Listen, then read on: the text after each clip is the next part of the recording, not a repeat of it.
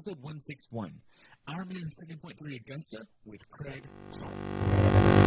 Welcome to the pursuit of the perfect race. I'm Coach Terry Wilson, and with each episode, I bring stories of athletes to you that share their experiences at races in order for you to learn how to have your perfect race.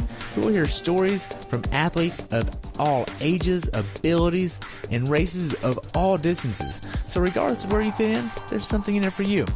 Thanks for spending some time with me today. Now let the pursuit begin. Hey everybody, welcome back to Pursuit of the Perfect Race. Today I'm talking with a returning guest and my friend Craig Clark about his recent race at IRONMAN 70.3 Augusta that took place on September 23rd, 2018. He had a great time of 6 hours, 21 minutes, and 15 seconds. The temperature on race day was 72 and rose to 90 degrees, which was hot down there in Augusta. And it was also 79 degrees in the water, which was not wetsuit legal, thankfully. Welcome back to the show, Craig. I look forward to diving in about your race, man. Thank you. Glad to be here. Nice. So we talked about your other race earlier this year. How you been since then? I've been good. Training's been going good. Haven't had no hiccups or anything. No more bike crashes. Staying up on the two wheels, that's a good thing. And it's kind of coming together. The overall plan for the year. Nice. So, how was your training going into this race, coming off of your other one? A lot stronger. My FTP went up since Gulf Coast, and my swim drastically has improved this year. Like say from Gulf Coast, I've gotten considerably quicker in the water. And then the run, I'm still struggling with the run a little bit. It's become more consistent, but I haven't really been able to pick up too much speed. Really? What's going on there? No, I just think it's like early in the year, I got hurt. I had a hamstring issue, and then I missed some of my runs, and I was nursing it, and then I got back to it, and I just think that me and my coach talked about it already in the off season. We're gonna focus on doing some strength work to really strengthen my legs, and focus on the run a little bit more. Maybe do some road races, like some half marathons, 5Ks, where we really push it and try to get the run game a little more solid, so I don't struggle so much with it. Okay. Now, going into this race from Gulf Coast, did you typically just do the same thing you were doing in Gulf Coast, or were you going to incorporate a little bit more different strategy going into this race? He's as far as like a race plan, or like did you want to have like a typical 2-3 week build, or did you want to change things the way that you trained, or what was this like? It was pretty much the same. The only thing that changed in my training was we started like I'd say 2 months before the race. My swim and my bike workouts changed, where before it was my swim workouts switched to like a more continuous efforts with I wouldn't say no rest, but I had to earn my rest. So he would give me workouts like I wouldn't have like just a 30-second rest, He would give me like 3 100s on a 150 and then a 300 pull at like 520 and then a 650s on a 1 minute. And I would repeat that like 4 times. And my only rest would be is, if I did the 3 100s on a 150, when I hit the wall for the 100 and hit the rest button, whatever I had left out of that 150, that was my rest. So the harder you go, the more rest you get. Right, exactly. Wow. love those workouts. Sometimes they're so hard, yeah. but man, they're so worth it. Yep. So like that there, I started doing those, and like the first few, like I thought were gonna kill me, and I was like, I don't know about this. I don't know, man. And he's like, just stick with it. You're gonna get it. And then after a few weeks, especially like in the swim, I started. I haven't been able to stay in the 130s. I was teetering around 144, 142. And then after doing these swims for a few weeks, then I had my first swim where I hit 139 overall for like 3,500 yard swim. And then I went like 138 and then 137. And now I'm pretty much in the upper 130s for most of my swim workouts. Wow. Now, going into this race, what was the most hours that you trained in 1 week compared to Gulf Coast?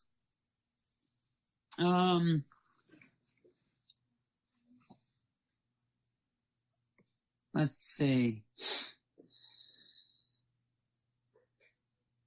I would say I probably had some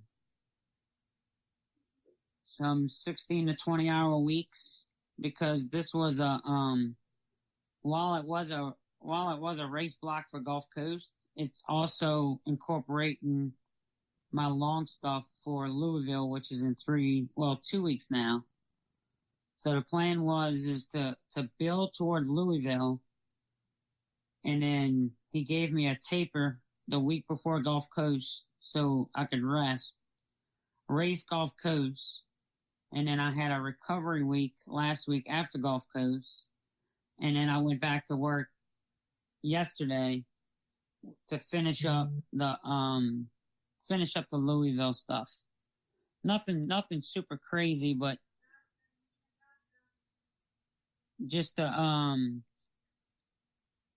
to bring back those interval, like yesterday's ride was all interval based with little to no recovery, with an easy cool down, and then off the bike it was race pace for a 30-minute run off the bike, where I had a whole all last week was all recovery.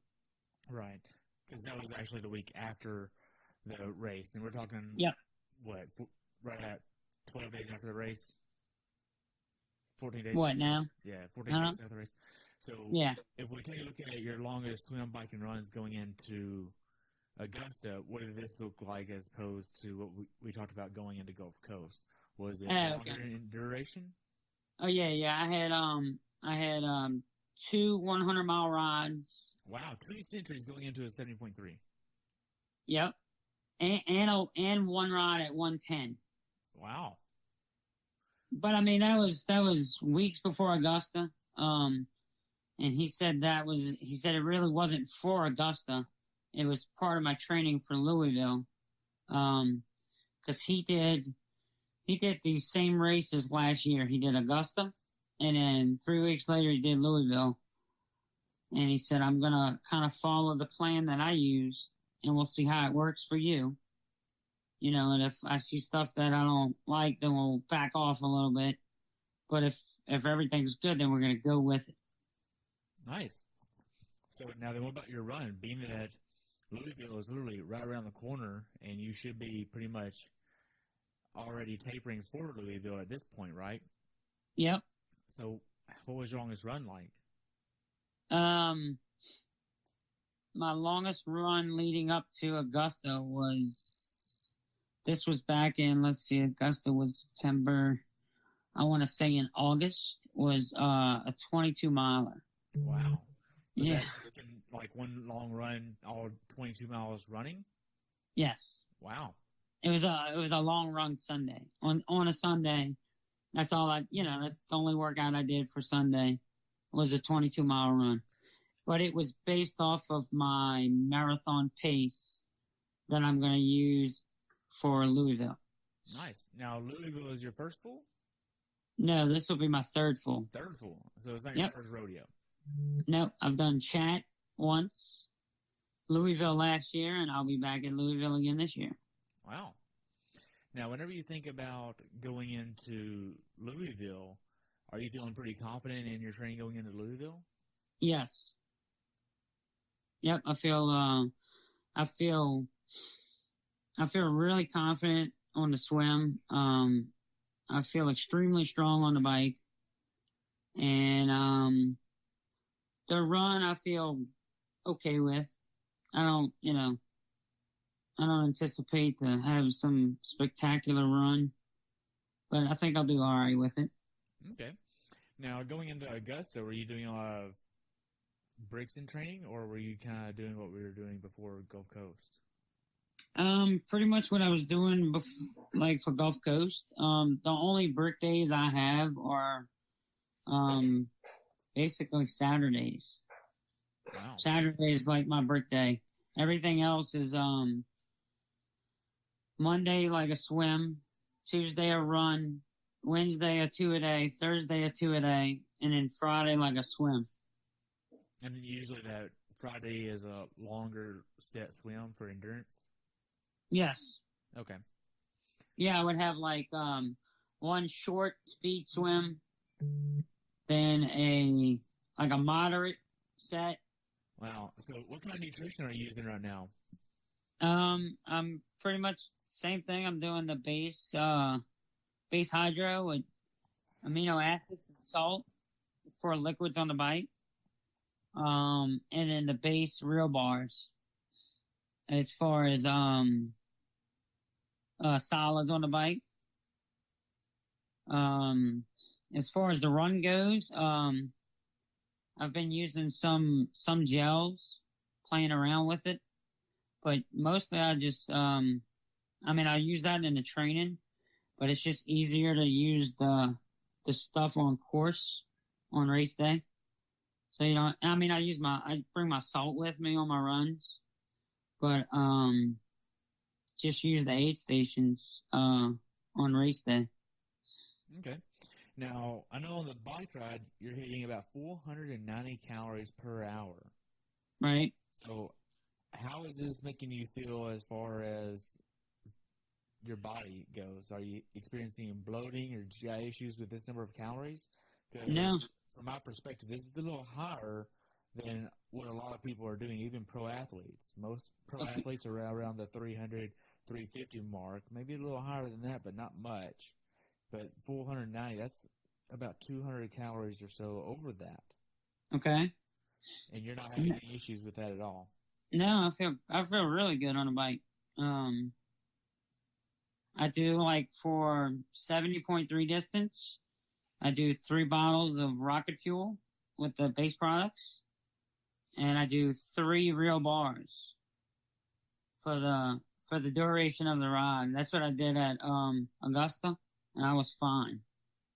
Wow. Felt good. And then I used the aid stations at Augusta. Every aid station, I grab a water, I drink half of it, and I dump the other half on me to cool me off, and then I chuck the water bottle. Okay. Now, going into this race, knowing that there were some century rides, some very long runs going into your training, how was your mental state going into a lot of your training? As far as what? Well, were there any days that you just didn't want to train or you struggled training mentally?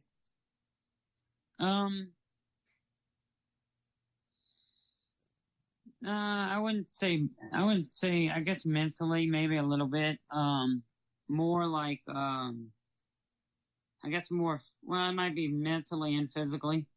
There were some days where, he would give me a workout and I just totally didn't hit, anywhere close to where I was supposed to be. And I'd, get a little frustrated with myself that I didn't hit my numbers. But then he would go in and look at my workout and be tell me, look, dude, that's not too bad, yeah, you didn't hit your numbers, but you weren't that far off. And, you did just, ride 100 miles yesterday.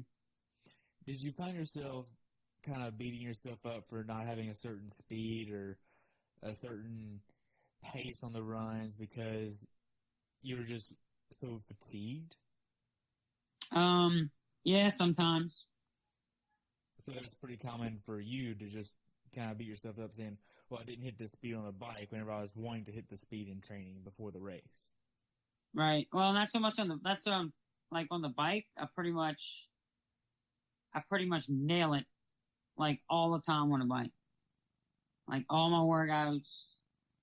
I've had a few workouts where like one or two, like this whole year, where I struggled and just, couldn't hit none of my intervals on the bike and was a little frustrated. But other than that, like pretty much every bike workout I do, it's like spot on. Nice. And Are you using a power meter as well? yes. Do you feel like having a power meter has changed the way that your training went from being more RPE and heart rate based to actually knowing what your output is? Yes, I think it's made a drastic improvement. I feel like I'm way more efficient on the bike because I don't ever look at speed anymore, and I don't, cause I mean, I don't ever look at that. I just focus on the power, and time and time again, the results are pretty good. Nice. Now, we talked about the life-work balance in the previous episode. If you want to kind of know about that, you can go back to Gulf Coast. But in this one, we're just going to skip over that part and head right into the race here to transition this. When did you start traveling from Louisiana over to Augusta? So we originally were going to leave Friday morning early and drive to Augusta. But then Matt asked us if we didn't mind, since we were going to be there, if we could run the expo for him at Augusta. So I said, when do I need to be there? And he's like, by 11 a.m. on Friday. So for us, it's a 8.5, almost 9-hour drive from New Orleans. So, and my wife was coming with me. She was also racing. And we had a Airbnb with a bunch of other teammates that were all going to stay together. And so I said, well, we'll get on the road Thursday evening after work and drive to Atlanta and get a room for the night, and then get up early and drive the additional 2 hours to Augusta. Okay. So we left here on Thursday evening, and then after a little while, she went to sleep in the truck, and I just decided that I'm just going to drive all the way straight through to Augusta. Wow. So we got to Augusta at 4:30 Friday morning, but we couldn't check into our Airbnb till like 7:30. So I just backed in the driveway of the Airbnb, put the truck in park, and went to sleep. Wow. So where was your Airbnb at in Augusta? Like right outside of downtown, by some golf course. It was like 10 minutes from race site. That ain't bad. No, Was it pretty expensive or pretty cheap? No, really. Time and time again, I tell everybody, talking to other athletes, I tell them Airbnb 10, 15 minutes outside of downtown is the way to go. We, there was 4 bedrooms and there was 7 beds total in the house, all queen. So we split it with us and 6 other couples or 6 other ways, and it ended up being $211 for each couple. That ain't bad at all. For Friday, Saturday, and Sunday night. That's nothing. Right.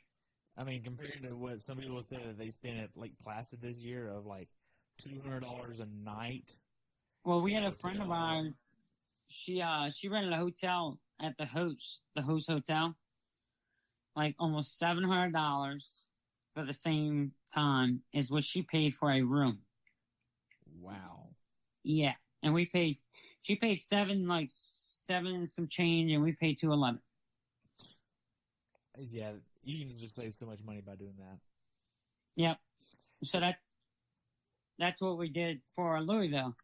We got a team house, 10 minutes from downtown, and this one's a little more because we're staying a little longer. But still, it was for my whole stay for Louisville is $400 even. Wow, that's nothing. And I'll be there from Wednesday through Monday. Wow. For $400. Yeah, $400. Man. So whenever you got to the village at Augusta, what was this like? Because this is one of the largest 70.3s in the nation, if not the world, right? It is. They said it's the largest 70.3 Ironman has. Yes. Wow. It was 3,700 athletes registered. Jesus, that's awesome. So you're part of all of this massive event that they're putting on. What was this like for the check-in and village for you? The expo was really good. You know, they had all the vendors. They had all the top vendors there. Check-in went good for us because we were there early on Friday morning. So, we just kind of cruised through it. But as the day went on Friday and even Saturday, the line was pretty long. But we had already checked in, you know, since we were kind of at the expo anyway. Right. Now, whenever you think of what you were doing as far as a workout perspective in between the time that you got to Augusta and the time that you raced, what all kind of workouts were you doing?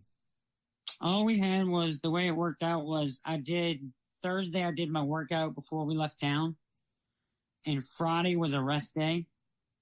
And then Saturday was a pre-race brick. So that's all I had to...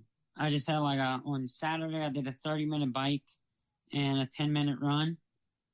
And we tried to swim, but we got shut down by Ironman officials. They wouldn't let us... Me and my buddy were walking to the swim exit, and he's like, "Hey, where y'all going?" I was like, "We're going to check out the water." He's like, "Check it out or get in and swim?" I was like, "Well, maybe a little bit of both." So he picks up the sign and turns toward us, and it says, "No athletes allowed in the water before race day." And I said, "Okay." And he said, "So there's your warning." He said, "If you still feel the need to get into the water and an official catches you, you will get DQ'd before you even line up." Wow. City of Augusta, he said the city of Augusta this year was really strict about they didn't want any athletes in the water before the race. Something with liability. That makes sense. Reasons, I guess. I don't know why. I mean, the way I look at it is you're getting in a open body or a river. You kind of under your own discretion. Yeah. But I guess they're just trying to eliminate casualties. Yep. So we didn't get to swim in. Okay. Now, the day before the race, are you trying to get in a certain meal or anything like that? I always do. For me, it works. The dinner before race is always sushi. Some people, "Oh man, you're crazy. What if the sushi's bad, or what if the fish is bad or something?" But that's what I've always done, and it always seems to work. Wow. I never have any issues with it at all. I do a sushi combination hibachi mixture. Wow. Now, whenever you think of what time you want to get in bed before the race, what time did you try to get in bed versus what time you actually fell asleep? The night before race, I don't try to go to bed too early because, I know I'll just lay there and stare at the ceiling and think about, everything, the next day's events. So I try to shoot for a 10 o'clock bedtime. And then usually by 10:30, I'm out. Okay. So what time were you trying to get up on race day? I had my alarm set for 4:30 because the pros went off at 7:40 and we went off at 7:50. So it was one of those later races because of the daylight. It doesn't get same thing, kind of like with Louisville and Chattanooga. It doesn't get light there until a little bit later. So we didn't go off to 7:50. Transition didn't close at 6:45. So I didn't feel the need to. I figured we'd get up at 4:30 and leave the house by 5:45, and we'd be good. Okay. Now, whenever y'all get to the transition, do y'all have any issues finding parking places or anything like that? Nope. The day before, just like they tell you at the expo to scope out a spot the day before. Right by the expo, not far from the finish line, this guy was selling reserved spots for race day for $20 in his parking lot. So I bought one of those, and he gave me like a ticket that he had made to display in your window on race day. So I had reserve parking already worked out the day before. Nice. It's pretty simple. Yep. Whenever you get to transition, how much PSI are you putting in your wheels? What are you doing in transition? Set up my helmet, set up my shoes. I roll my socks because I find that, when you roll them, coming out the water, you're wet. They make it a whole lot easier to get on instead of fighting them. Laid out all my nutrition, pumped up my tires to 100 PSI. Made sure everything was ready to go. Went said hi to a few other athletes. And then, that's it. Gathered up with my wife and the other people and headed to swim start. Nice. So whenever you got down to the swim start, what was your impression of how this was organized here? This was my first year doing Augusta. So previous, they've always said that it was, they do the mass start, but this year they chose to go with, the rolling start, and you seed yourself based off of your swim time. As far as room in the water, I ended up swimming over a lot of people. It was, I don't know if they didn't see themselves right or, whatever. Maybe because of the warmer water, they swim a little slower. So I don't know. I think the wait for the swim went awfully slow. I was in the 30 to 33 minute. That's where I placed myself. And I swam in 32:48. So I would call that spot on. But myself, I didn't get into the water until I think almost 8:20. Wow. And they still had a ton of people behind me. I was talking to people after the race that said they didn't get into the water till well after 9:30. Wow. Yeah. That's crazy. Over an hour and 10 minutes after you started. Yes. Yes, I think so. I think they need to rethink that. The problem with it is, I think, so at Louisville and Chat, they do the same kind of start, but they have multiple docks. At Augusta, they had one dock, and that's it. One floating dock that they use, and that's it. So you got one athlete going off every 3 seconds, and you got 3,700 athletes. Man, that's craziness. So whenever you get down to the dock and your swim starts, how does your swim go? This is a point-to-point swim downriver. So what was this like for you? Overall, I think it went pretty good. I had trouble with sighting as far as seeing upriver, because by now the sun was well up into the sky, and it was right straight in your face. And it was extremely hard to see. So I just kind of I breathe. I favor my right side when I breathe anyway. So I just did that and used the tree line to kind of gauge where I was at. Because if I looked to the left for the buoys, I had trouble seeing them just because of the way the sun was hitting the water. So I just breathed to the right and kind of followed the tree line on the bank of the river. Wow. So you didn't really worry about sighting on the buoys. You just kind of went off the tree line then. Yep. Hey, everybody. I just want to say thank you for listening to the podcast. And I just want to let you know that I've enjoyed having so many people on this show. And I couldn't really do it without your support. Thank you so much for tuning in, listening, and being a part of what I'm doing. If you would, take a few moments to leave me a review over on iTunes. It would help me out tremendously. And enjoy the show.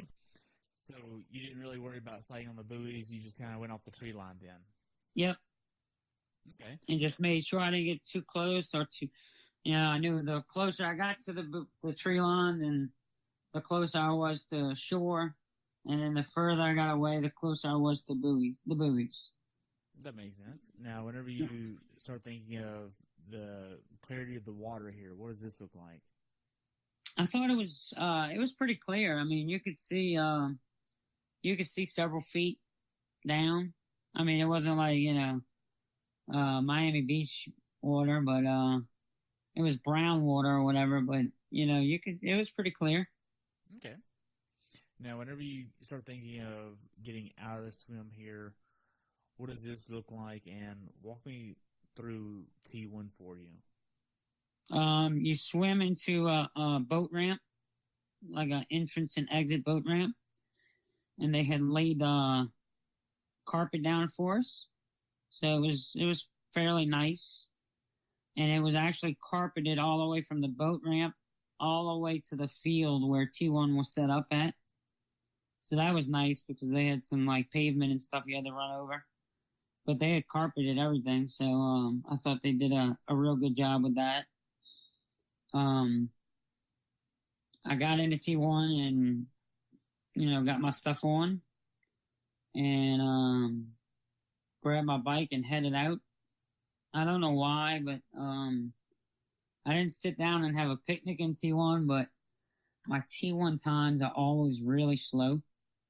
I was in T1 for 7 minutes. Packing a lunch? Yeah, so my coach messaged me. He was like, "Back to them damn picnics again, huh?"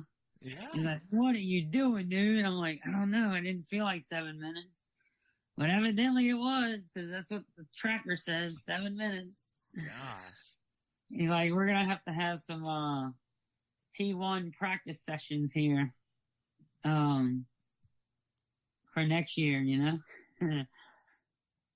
Well, I mean, I didn't like have nothing happen. I didn't, drop anything. I didn't trip and fall, forget something, nothing like that. I went in there and got my stuff together and got the bike and headed out and hit my watch and look at T1 and it's like 7:26. I'm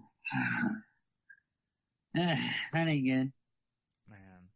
So for this bike course, did you have an idea of how you wanted to tackle this, knowing that you're really just using Augusta for a prep race for Louisville?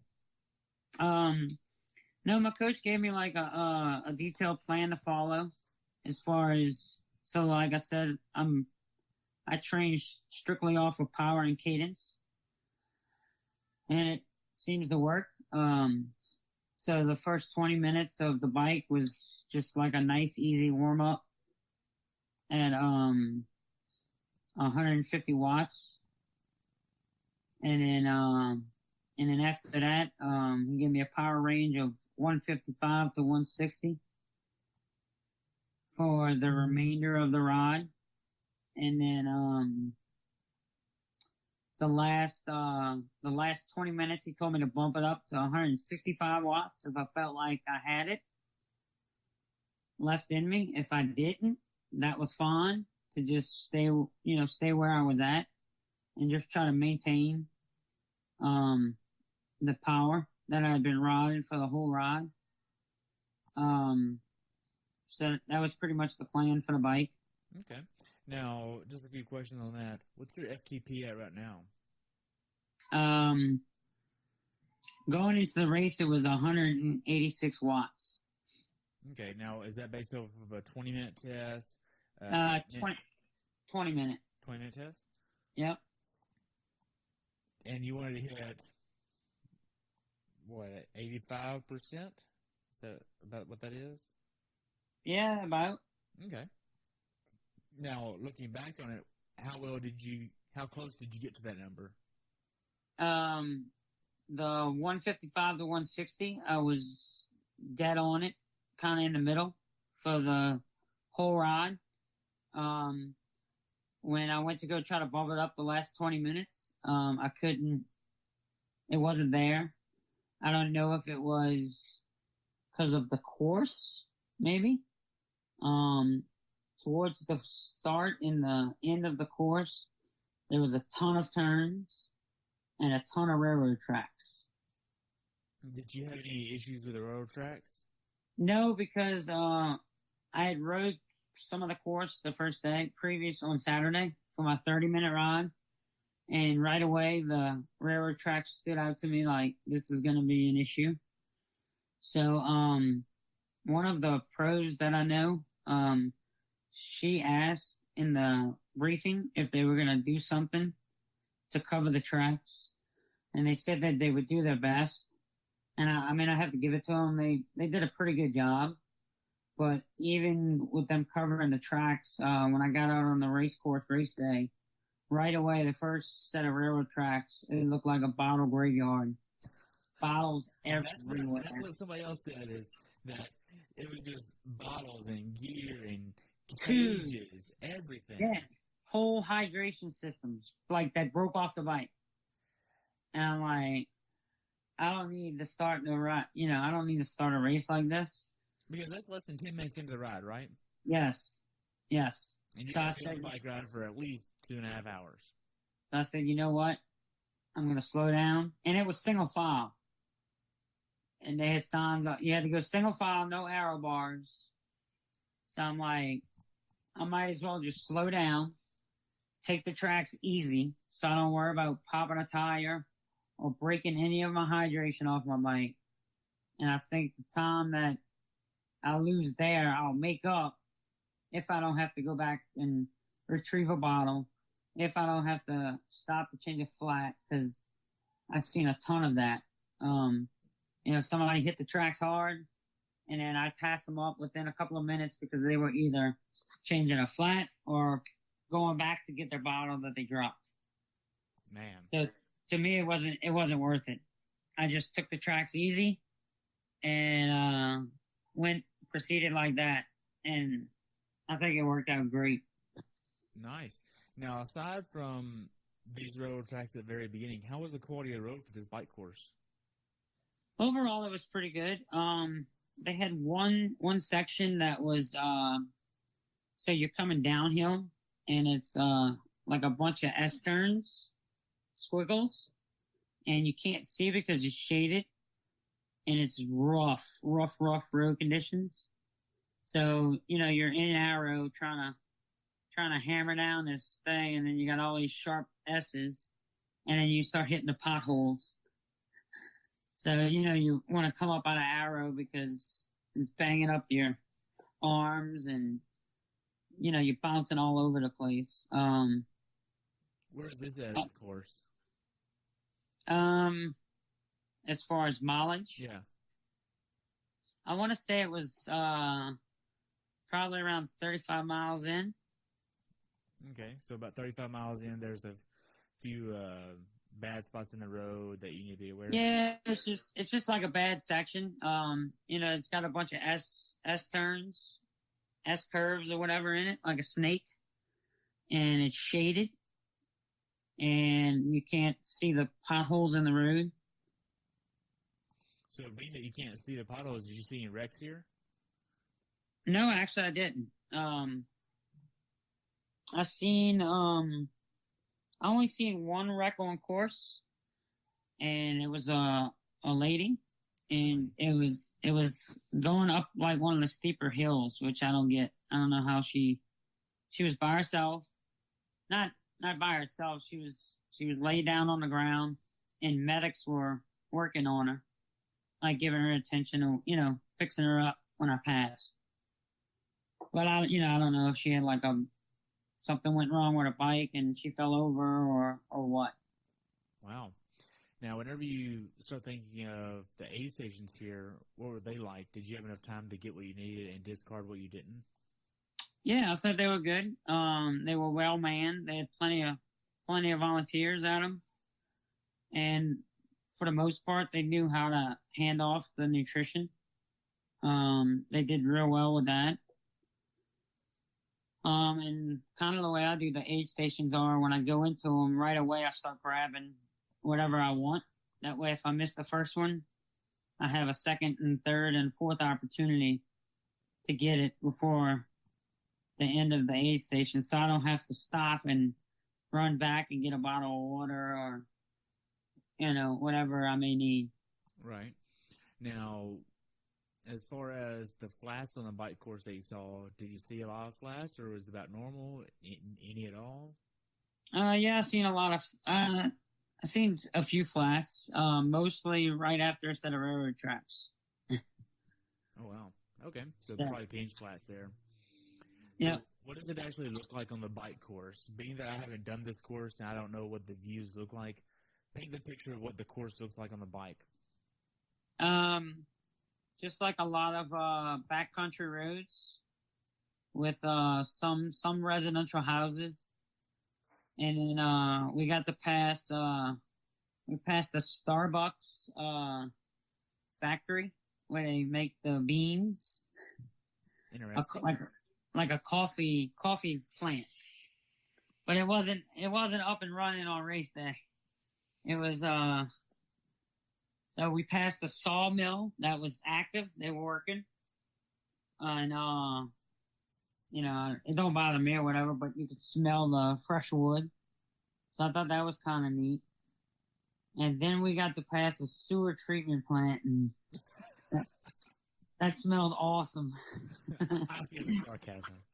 Now, I know in Galveston 70.3, there's a water treatment plant on the run course that you pass by 3 times, and you can smell it for probably about 400 to maybe 600 meters out of the whole one loop. So you get to smell it for about maybe 5-8 minutes for the run course, depending if you're walking through that area or not. And Right. if you're in the later portion of the run and it's a longer day for you rather than a shorter day, you're going to be smelling it nice and ripe. Whew. It's a shitty situation. As far as like the bike, I mean, because like I said, I've never done Augusta. But a bunch of people that I talked to that have done it, they said they like the old bike course way better. Really? Yeah, they said that they didn't really. They said that they found this bike course harder. It was almost 1,700 foot of elevation on the bike course, and they thought that it was more than the previous course. What did your Garmin track the elevation at? 16, like 90 something. So I mean, right, ballpark, relatively close. Okay. Now, as far as the bike ride goes, is there anything you'd tell someone to be aware of that we haven't already talked about?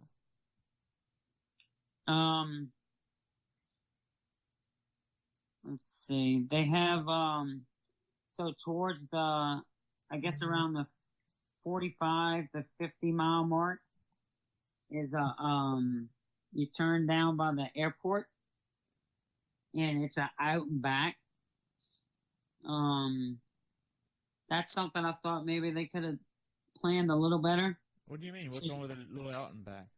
No. The outback's good, but you go all the way down, and when you make the U-turn, as soon as you make the U-turn, there's an aid station.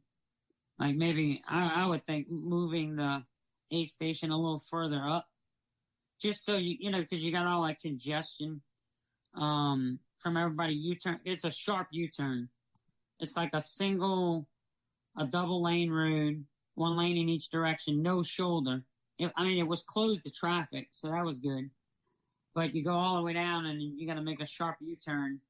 And then as soon as you make the sharp U-turn, right out of the U-turn is the aid station. Really? Yeah. So just a poor placement of an aid station. I mean, I didn't see any incidences like, people running into people or nothing like that. But, that's something that I guess could have happened or may have happened,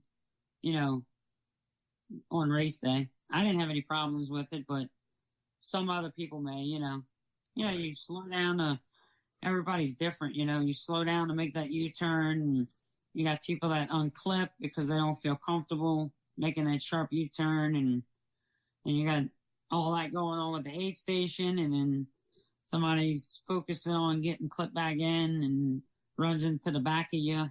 That's just kind of what goes through my head when I see that. Gotcha. So now, the last mile or two of the bike ride, are you doing anything to start preparing to start running? Just kind of sitting up and stretching the legs out a little bit. And I felt good. I wasn't hurting or nothing. It just kind of not free spinning, but maybe some little quick burst, where I just ramp up the cadence a little bit, and just sitting up really and stretching everything out. Okay. Now, whenever you get to T2, how does T2 go for you? Literally half the time that you spent in T1. Yep. T2 went great. Racked the bike, grabbed the shoes, sunglasses and hat, and took off, toward the exit, putting on my race belt. Nice. And, T2 was good. Now, at this point, it's starting to get kind of warmer in the day. Yes. How are you feeling with the heat coming on? Right away within the first mile, you could feel it. I knew it was going to be a hot run. So, as soon as I came to the first, which they had one before the mile, right outside of T2, they had a aid station. So I grabbed some water and dumped some on me and put ice in my hat right away to try to keep my cool down a little bit from the bike and keep that core temperature body down. Did you have a strategy of how you wanted to attack the bike ride from a pacing or maybe a heart rate perspective? You mean the run? Yes, the run. Did I say bike? Yeah, you said bike. Yeah, I get mixed up every now and then. That's fine. So we were gonna try to. I was gonna try to maintain. I was just gonna run the first mile off of feeling to see how I felt, and then when the watch beeped at the 1 mile mark, look at my pace and see if I could maintain that. And I looked and I said, no, that ain't gonna happen today. So what feeling were you wanting to feel during this first mile? I wanted to feel loose and, just like I was cruising along, but I didn't. I felt really tight. My legs felt real tight. And I was just hot. I was extremely hot, even with a little water and stuff. By the time I got to the first aid station at the 1.5 mile mark, I think, it was really hot. Wow. Now, whenever you think of your plan for nutrition on the run, you said earlier that you base everything off of the aid stations, but are you trying to get a certain number of calories per hour on the run? I've never really honed into that, and maybe that's something I need to look at. Maybe that'll help, maybe that's why my run is suffering some, because I'm not getting enough nutrition maybe on the run. Do you use caffeine on the run? Well, I'll grab I'll grab the Red Bulls at the aid station. I like the Red Bull. I'll do those. So, that's got caffeine in it. Right. With this run here, the first, I'd say 4 or 5 miles, I just felt really hot and real tight. And then I started loosening up. And I actually picked up my pace a little bit. And I was feeling a lot better. And towards the back end of it, I started to slow down a fair amount, and I just kind of went into like a cruise control, I guess. Yeah, just get this thing finished up. So miles 3, 4, 5, and 6. How are you feeling at these miles? 3, I was still feeling tight and hot. 4 felt a little bit better, and 5 and 6 felt pretty good. Okay. Now, one of the tips I would actually give you is, have you ever considered taping like an Aleve or an Advil on the back of your bib? So that way, if you do need it to kind of, as like a little bit of a muscle relief, you can kind of take just like an over-the-counter pain medicine, so that way you can kind of loosen up a little bit. Have you ever tried that or thought of it? I tried that last year. I tried that last year in Louisville, and I think I did all right. So I mean, maybe that's something I need to, incorporate into my. I don't think it hurt me. It didn't hurt me, So maybe that's something I need to consider. Okay. Now, from a data perspective, when you look down at your watch, what screens are you looking at on your watch? For the run? Yes. First, the most important thing I look at is cadence. I try to maintain a cadence above 180. Because I find that when my cadence drops below 180, I start to slow down a fair amount. And the more my cadence drops, the more I slow down. So even if it's short, quick steps, I try to keep the higher cadence going. Okay. So you have cadence. What else do you look at? I have pace, like the lap pace per mile. Overall time for the race. And that's the split time, like the lap time I'm in, the overall time, cadence, okay, and the pace I'm running. So current pace. Yep. Okay. Now, whenever you get to miles 9, 10, and 11, you're starting to kind of come around a little bit and maybe pick up the pace. Is this how this went? No, not really. Not on this one. By 9, 10, 11, I ran into a few people, friends, and stopped and walked a few minutes. Hey, how's it going? And I was like, they're like, you all right? I'm like, yeah, I'm all right. It's hot. I'm tired. By then I was trying to, so at Gulf Coast, I went 6:09. So I was going to try to go sub 6 at Augusta. And by this time, I'm like, no, that ain't going to happen. So I'm like, I just kind of enjoyed the last few miles, I guess you could say. Right. Now, I know we kind of know that you live down in Louisiana. Yep. So why is the heat that big of a deal for you? Because you train where it's nice and humid year-round. I mean, right, I know. It's the swampland. And right. You have the heat, you have the humidity. Why? Like this morning's run totally sucked.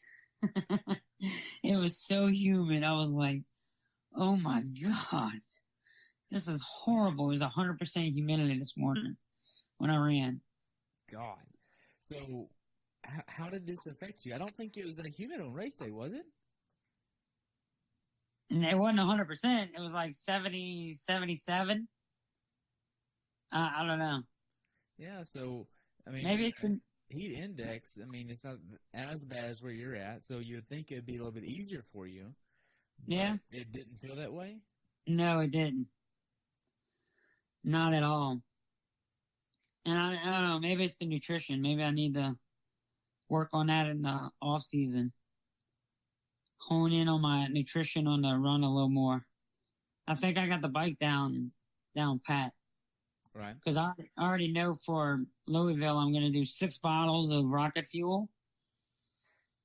I'm going to do 6 base bars and grab water at every aid station.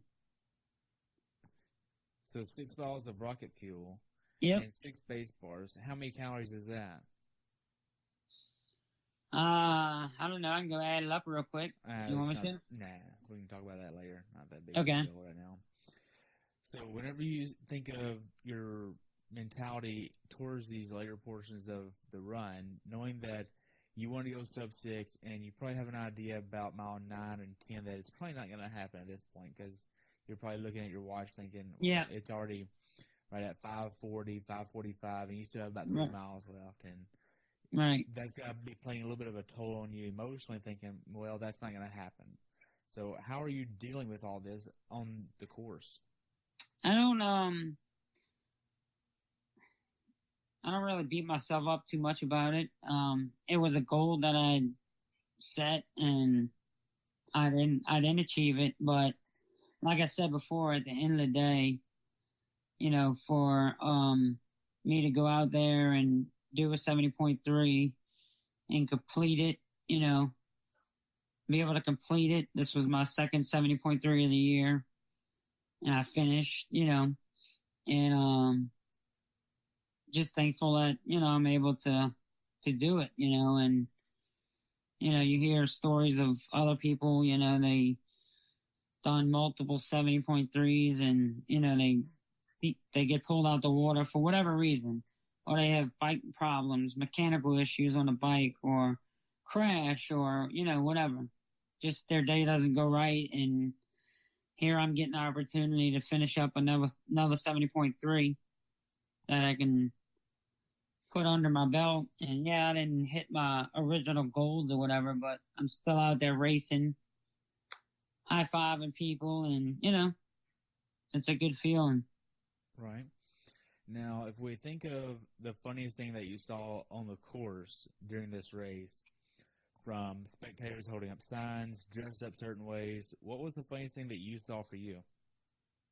They had these ladies on the run course. Ladies?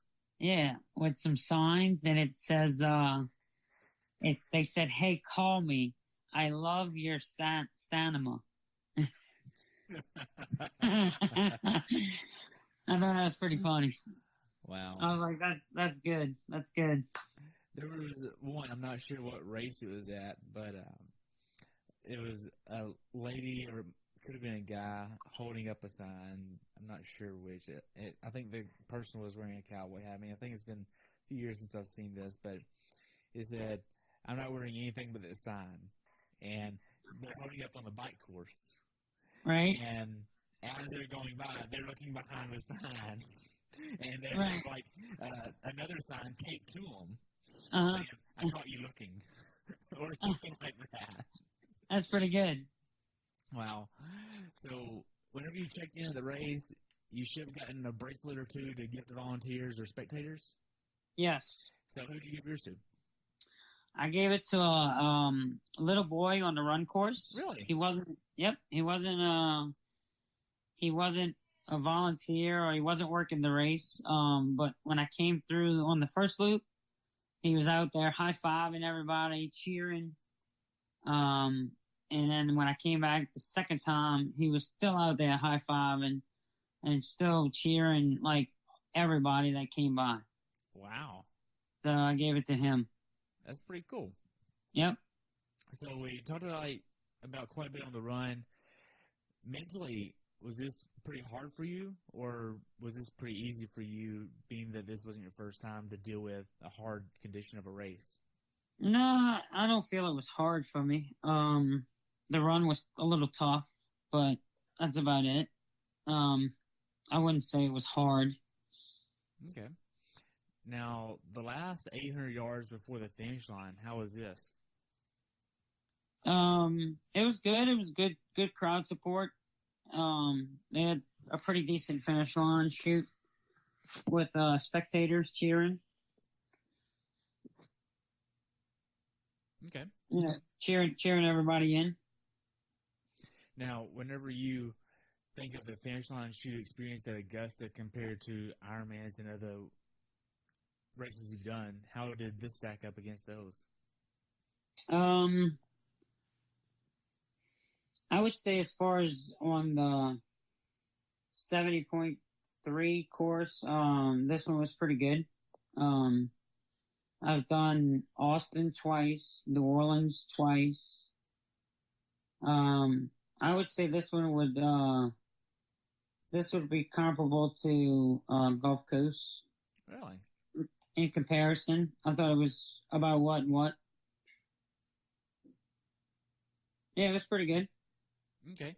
Now, right after the finish line, what did you do next? Did you go jump in a pool again? No. No? No pool this time. Okay. So I finished up and I went got some water and cooled down first. And then I went and seen a friend of mine that he was racing. And the day didn't go as planned for him. Really? What happened? He so he has a not that I don't think he has a fear, but he struggles, I guess you could say struggles with the open water. And he did two things new on race day this year for whatever reason, because he's done multiple 70.3s. But he raced in a skin suit for the first time ever. And he said he felt restricted. And he gave up. He pulled out of the swim. Really? Hung on to a rescue boat at 1 mile and said, "I'm done. Take me out. I can't breathe." So they pulled him on in the rest of the way, and that was it. He pulled his timing chip, and he was done. Wow, that's crazy. So that's one of the things he did new on race day. What else did he do new on race day? He doesn't, I don't know, he's kind of like old school. He doesn't, he usually never trains with a heart rate monitor. And he had a heart rate monitor on too. And he said he just felt real, constricted. I don't know. So, but I knew something was wrong because we had another friend of ours that stayed at the house. You might heard of him, Jesse Cookson. I haven't. He's a really good athlete. I know he's a real strong athlete. So he passed me he was on his second loop of the run course when I was on my first. And he passed me up, and then about 3 blocks later, I seen my buddy standing on the side of the course cheering. And I said, well, I know he's not as fast as him. And if he's already standing there, something's wrong. So I'm like, what happened? He's like, don't worry about it. We'll talk about it later. Go, do your race. So that's what ended up happening. He didn't finish. So then I seen him, and they said, look, everything's all right, but you need to figure out a way to get back to the swim exit at T1 because your wife is at the medical tent, and she had to pull out the race too. And I'm like, what happened? And they're like, something with her foot. So, she didn't have her phone or nothing, so I had no way to get in touch with her. So I went to my truck and took the truck and tried to get back to the swim exit, but all the roads were blocked off because the race was still, they still had a ton of people on course. So I just told the cops what I was trying to achieve here because everything was closed. And they called ahead, and when I got to each barricade, they would wait for a break in the athletes, and then they would let me through. What happened with your wife? So evidently she had a good swim and a pretty good bike, But she said the last 10 miles of her bike, the outside of her right foot started to hurt. And when she went to go get off the bike and at T2, she went to go walk on it, and she could not bear any weight on her right foot. Wow. At all. And I mean, she didn't. Yeah. A very bad case of tendonitis. Really? That's all it was. She went, medical checked her out, and she couldn't put any weight on her foot at all. And it was like swollen, like big time. And, so when we left, Monday and came back home, and then she made a doctor's appointment for the next day. And we got it looked at, and they said nothing was broken, no stress fractures or nothing, just a very bad case of tendonitis. So they put her in a boot and told her to elevate it and ice it. And she went seeing our PT guy. He said the same thing. Can't find anything. Just tendonitis, really bad. Wow.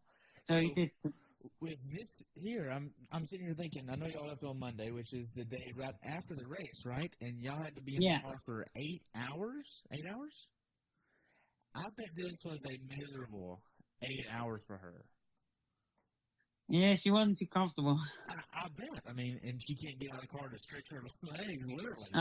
So y'all had to stop through drive-thrus to get food, and then when you get home, she can't help unload the car and get her bike. Right. I had to load everything and unload everything, but hey, it's all good. Man, is she feeling better now? Yeah, she's fine. Well, she's still taking it easy, but she went seeing our PT guy. The swelling is gone all the way down, and she can bear weight on her foot now. It's like it's not even bothering her. But she went and got it scraped and dry needled, and the PT guy told her just when she's at home that she can be out of the boot, but when she's out and about, she needs to wear the boot for now. And she's gonna kind of follow up with him and make sure everything's good. Wow. So looking back on it, what's something that you learned from this race experience that you want to pass on to someone else who hasn't done this race experience before?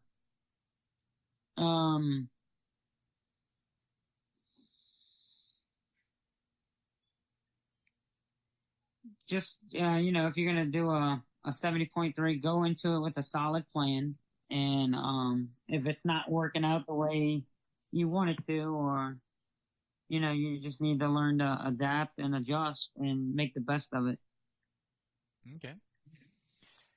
So how could Ironman have made your race experience better at this race?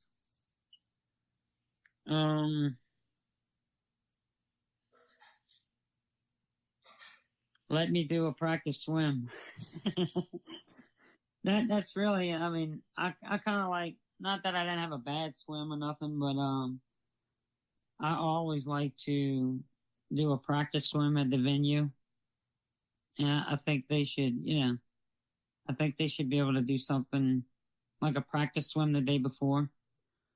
They had a unofficial practice swim on Friday, but when I asked the Ironman official, he said that Ironman is not putting it on. It's not us.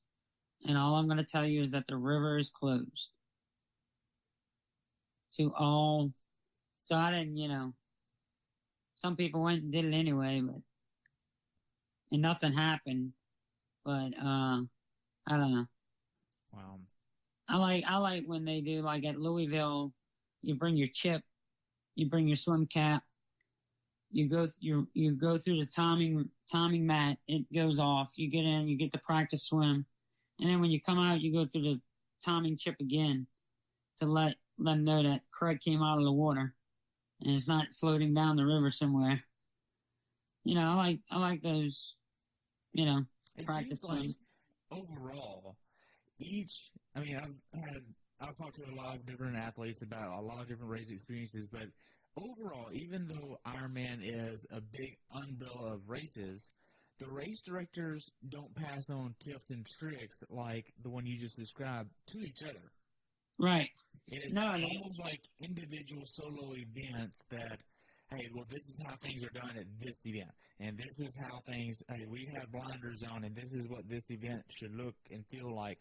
But they don't talk to other better events and say, hey, I like that. Let me take some ideas away from that and put into this.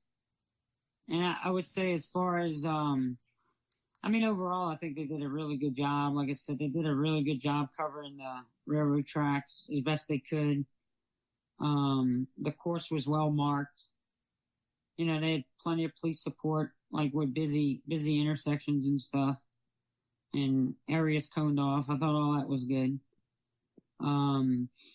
I would say, like, for this race, because my wife got hurt, I had, like, no way to get in touch with her.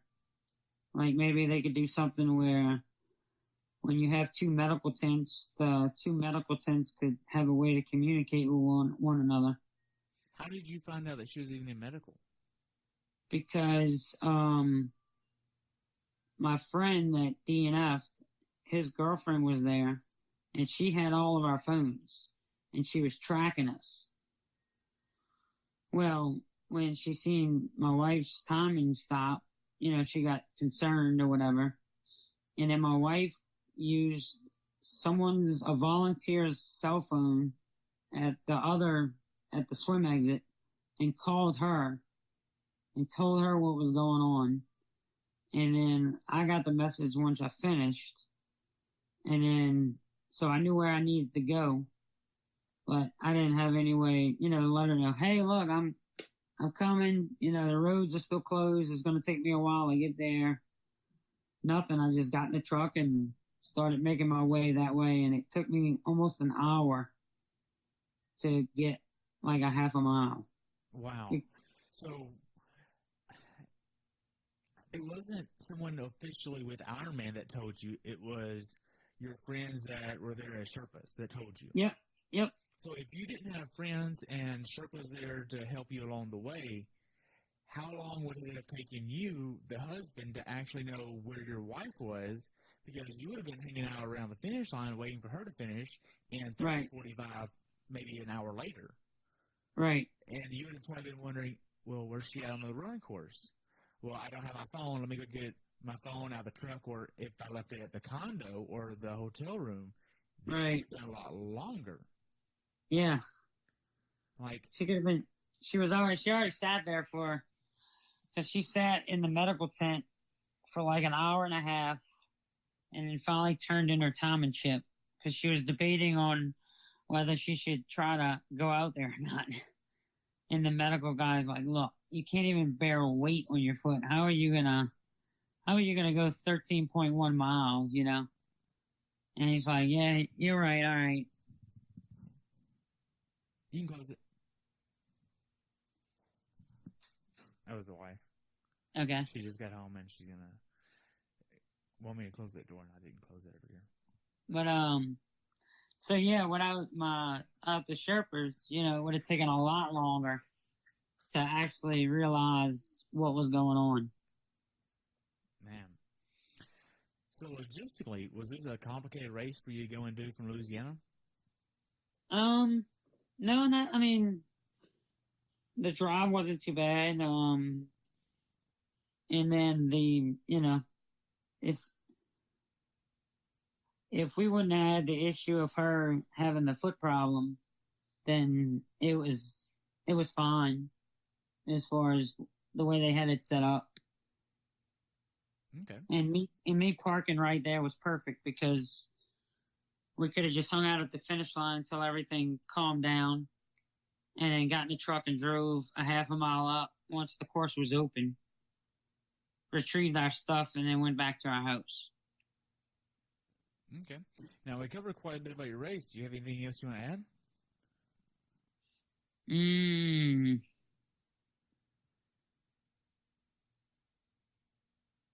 Let's see. No, not really. Okay. I'm good. Now, Get ready for Louisville. Yeah, so all the buckets are in Louisville. You should have had your last big weekend last weekend. How was your preparation for Louisville? So yesterday I did my workout was a 3.5 hour bike. With my my power zones. So like a 20-minute warm up. And then I do like the way he has me do my bikes, it's like rotating zones.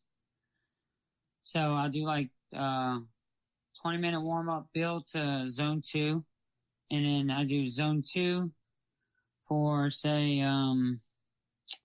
what was it? 25 minutes, just as an example. I don't know if this is exactly what I did yesterday, but like zone 2 for 25, zone 3 for 15, and zone 4 for 5 minutes. And then repeat it. Like 3 and 4 hours. Yep. And then like a 15-minute cool down off the bike. Wow. 15-minute. So what I did yesterday was I actually participated in a charity ride yesterday here in Louisiana. It was for a friend of a friend. Back in 2016, the guy that the ride is named after was doing a series of centuries. It was like 6 different centuries over the Gulf South, like one in Louisiana, one in Mississippi, one in Alabama, one in Florida, something like that. And he was doing number 6 of 6. And they were 10 miles into the ride. And now this was road cycling, so road bikes. So they tend to ride in those big old pelotons. Like Ironman Texas, yeah. Yeah. And him and another guy rubbed wheels around 10 miles in, and he went down and crossed over the yellow line and got run over by an 18-wheeler. Oh my God. Yeah. And they pulled him off of the machine like 7 days later. So, he died. And he left behind a wife and a 2-year-old kid at the time. Wow. That's so sad. some people around here started this ride in his honor and his memory, because he was a really good dude. He helped out, like he was really helped out people new to the sport of cycling. He didn't do triathlons himself. He just did like road races and cycling events. So they started the ride, and what they do is every year they take the proceeds from the ride and put it into a trust fund for his son. Wow, that's pretty awesome. What's the name of the ride? Pulling for BG, pulling for Brian Guerrero. That's his name. They got like their own Facebook page and everything. Wow. And so this was the 3rd year they were doing it. But this year, they instead of the proceeds going to Ryder, his son, his wife decided to donate all of the proceeds to another friend of ours that got hit on June 6th of this year. He got hit by a lady that was legally blind and should not have been behind the wheel. And she drug him underneath her car for 138 feet. Wow. Before she realized she didn't even realize that she had hit him, because she can't, she shouldn't even been driving. She's legally blind. And then she heard the noise underneath the car and stopped to see what it was. And it was a friend of mine and his bike that she had been dragging along the pavement for 138 feet. Gosh. So he went through he's still, he's recovering now. Broke his pelvis in 2 places, broken clavicle, 80% of his back had 2nd-degree burns. He had multiple third-degree burns on his legs from where he was like folded up underneath the car, and his like right ankle was stuck to the manifold on the engine, just cooking it. So like he had a serious third-degree burn there, and one on his kneecap, and just a ton of problems. Did she end up having to pay for the medical bills? She, so Bike Law stepped in, the representation from Bike Law, they stepped in and they're like, representing him. But, she pretty much had like the bare minimum of car insurance, and she owns nothing. So it's kind of hard to sue somebody when they don't have anything. Like I think they wound up like whenever she sells her house or whatever, they'll get that, but that's about all she's got. So how old is she? I want to say she was like in her 40s or 50s. Gosh, that sucks. I mean, it sucks for her too, because I wouldn't want anybody that I know that's that age to go through this. I mean, honestly, I don't want to get that. But being legally blind, I mean, that has to suck in general. But I mean, honestly, if she didn't know that she hit somebody, she's just trying to go run errands for herself. She's trying to live independently. Right, I know. It's like, man, she didn't know, and now she has to live with something that she did by accident. Like, right, that has to suck on her end, but then also on his end. Like, I can obviously have empathy with him, because that sucks as an athlete. Like, that's one of my fears, is getting hit by a car. Right. Like, man, that's just so he. I mean, he's recovering now, and he's actually up and walking. He was just in the last few weeks, right before I left for Augusta. They gave him the green light to go ahead and be weight bearing on his legs again for the first time since the accident. So this year, the proceeds from the ride, the wife of the other guy donated it to his family to help him out. Man. Well, so I went and did the ride. I went and did the ride. It worked out perfect. They had a 64-mile route that, for the ride. And I just kind of based off of my time, I said, that'll be perfect for a 3.5-hour bike ride, or close enough.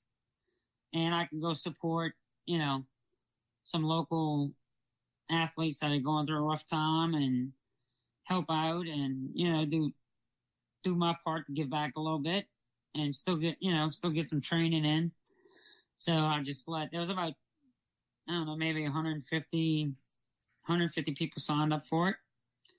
So I just let all the big giant cycling peloton take off and let them do their thing. And then I just got on my bike and went and did my thing with a few other triathletes. Because we don't want no part of that. Exactly. Because them dudes are crazy. They start attacking one another, not like, you know what I mean? Like, they get into the peloton and one pulls out and charges ahead, and then another one pulls out and he charges ahead, and, to see who can go the hardest, the fastest, Yeah. So I know you're going to be at Louisville, and I will actually be there, so I'll actually be able to meet you up in person. Hopefully we can get a few pictures and hang out a little bit before your race. So what races are on your bucket list, man? Bucket list races. Well, of course, the big one in Hawaii one day. I think I'd like to do that one day. I don't think I'll ever qualify for it. But I mean, who knows, But I mean, they always got the legacy spot, you can do. That would be cool. And we've been talking around. I want to do some international races. Yeah. Yep. Like what? So they got the new one in Cork, Ireland. The new full. So we're thinking probably not. We're thinking 2020. maybe 2020, make it like a family vacation after. You know, go there for the race, do the race, and then stay, you know, maybe a week or so after, and then do like a nice family vacation. Nice. That's kind of what we're thinking. And then, you know, I don't know. We'll see where it goes. Cool. So how can athletes follow you? I have the same stuff we had from your interview we did about Gulf Coast, which is your Instagram and the path as well. Yep, they can follow me at on Instagram at Clark144.6, and I'm on Facebook, and I'm also on Instagram at the Path. Nice. Well, Craig, thank you so much for coming on, spending some time with me, and to conclude this episode, being that I already know your definition of a perfect race, if you could put together an ideal triathlon course for you, what would you want the distances, the weather, and the course to be like?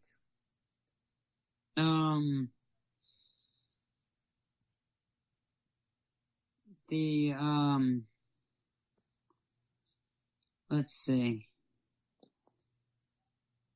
A downriver swim with a bike course with about 1,500 foot of elevation, some nice rollers, and a pancake flat run with a high of about 65 degrees.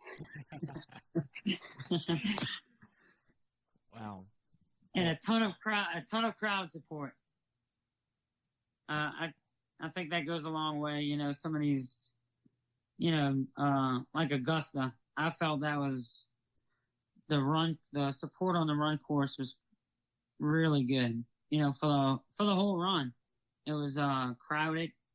Everybody was cheering, especially through the main section of downtown. You know, it was really good, and that goes a long way. You know, when you're out there, you know, hitting mile 9 and 10, you know, of a 70.3, or even like Louisville. I don't know if you've ever done Louisville, but the run course on that is very well supported.